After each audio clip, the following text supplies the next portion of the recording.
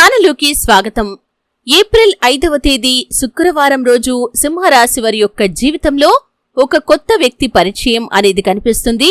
వారి పరిచయంతో మీరు కష్టాలను ఎదుర్కొనే సూచన కూడా కనిపిస్తుంది. అయితే సింహరాశి వారి యొక్క గోచార ఫలితాలు ఏ విధంగా ఉంటాయి, అలాగే ముఖ్యంగా శుక్రవారం రోజు వారి యొక్క జీవితంలోకి వచ్చే నూతన వ్యక్తి ఎవరు, ఆ వ్యక్తి మూలంగా ఎటువంటి కష్టాలను వారు ఎదుర్కోవలసిన పరిస్థితి వస్తుంది, ఈ పూర్తి వివరాలు అన్నీ కూడా ఈ రోజు ఈ వీడియోలో వివరంగా తెలుసుకుందాం. వీడియోలోకి వెళ్లే ముందు మా చిన్న రిక్వెస్ట్ ఏంటంటే, ఇంతకు ముందు కనుక మా ఛానల్ ని మీరు సబ్స్క్రైబ్ చేసుకున్నట్లయితే సబ్స్క్రైబ్ చేసుకోండి. అలాగే పక్కనే ఉన్న గంట సింబల్ మీద ఆల్ అప్డేట్స్ ని క్లిక్ చేయండి. అప్పుడే మేము అప్లోడ్ చేసే ప్రతి వీడియోకి మీకు నోటిఫికేషన్ అనేది వస్తుంది.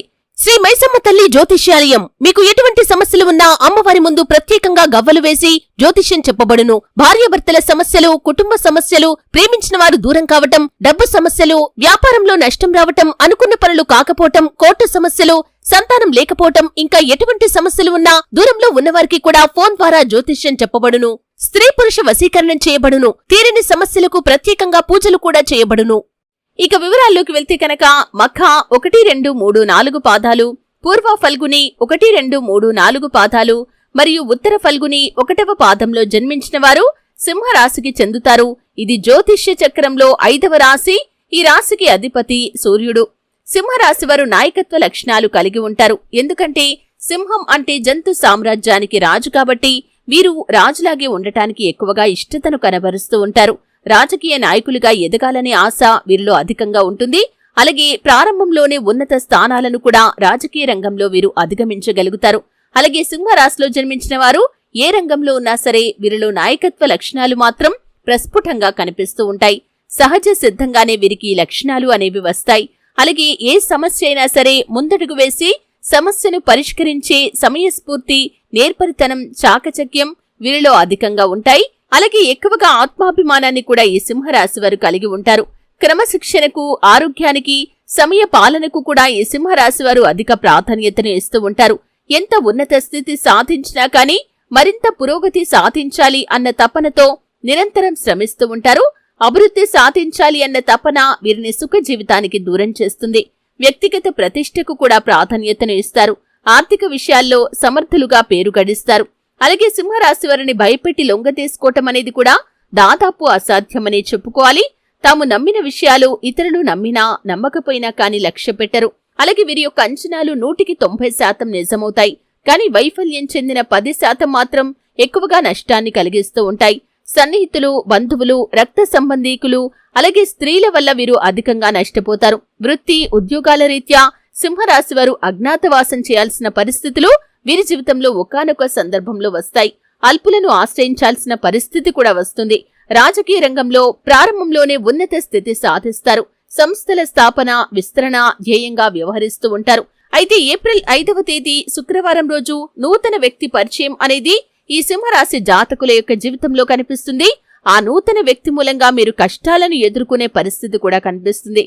ఎందుకంటే ఈ సమయంలో మీ జీవితంలో అనేక రకాల శుభ ఫలితాలను మీరు పొందుకుంటున్నప్పటికీ కూడా ఈ నూతన వ్యక్తి రాక అనేది అశుభ ఫలితాలకు కారణంగా నిలవబోతుందనే చెప్పుకోవాలి.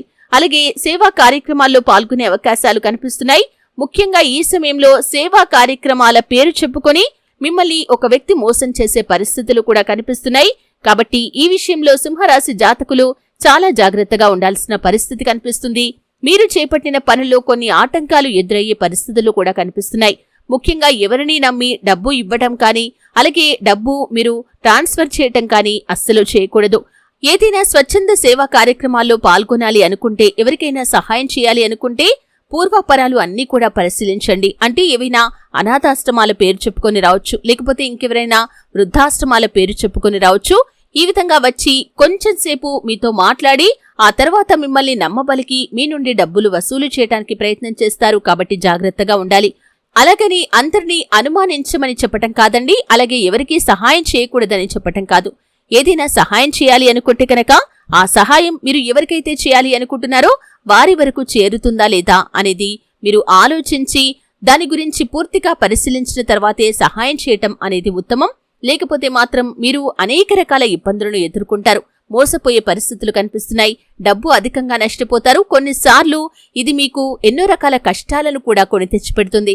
అంటే మీ యొక్క ఫోన్ ద్వారా ఈ విధంగా డబ్బు ట్రాన్స్ఫర్ చేయటం మూలంగా అనేక రకాల ఆర్థిక నష్టాలను కూడా మీరు చవి చూడాల్సిన పరిస్థితి వస్తుంది.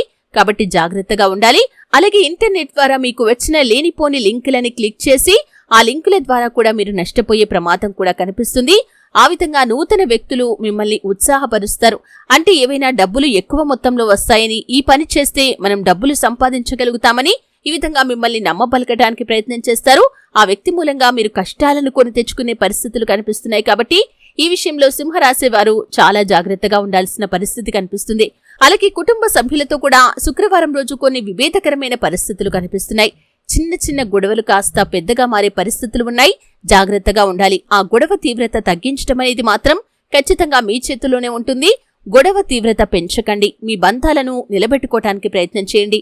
అంటే ఒక మాట తూలారంటే బంధాలు విడిపోయే ప్రమాదం కూడా ఉంటుంది. కాబట్టి ఎవరి మనస్సు నొప్పించకండి.